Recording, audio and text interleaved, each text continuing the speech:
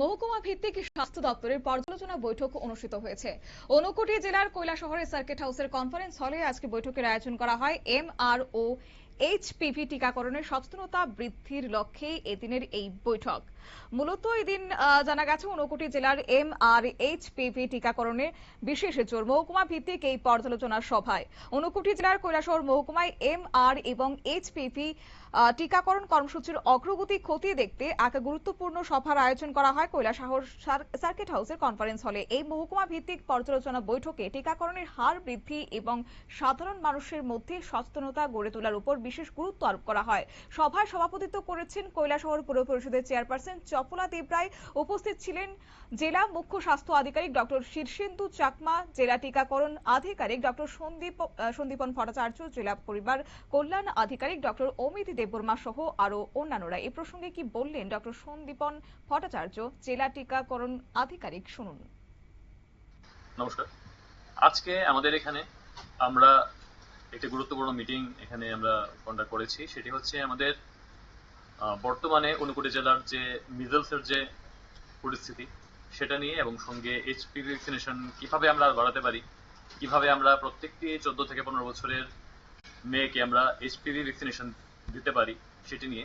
তো এখানে উপস্থিত ছিলেন আমাদের জেলার সমস্ত পাবলিক রিপ্রেজেন্টেটিভ যারা আছেন পঞ্চায়েত লেভেলের, ওনারা আমাদের আরবান বডির যেমন কৈলাসহর মিউনিসিপাল কাউন্সিলের যিনি মাননীয় আমাদের চেয়ারপারসন মহোদয়া ছিলেন, প্রত্যেকটি পঞ্চায়েতের যারা পঞ্চায়েত প্রধান, পঞ্চায়েত সেক্রেটারি সবাই ছিলেন এখানে, এবং সব লেভেলের জেলার সব লেভেলের আমাদের যারা পঞ্চায়েত স্তরের যারা পাবলিক রিপ্রেজেন্টেটিভ তারা সবাই ছিলেন এখানে।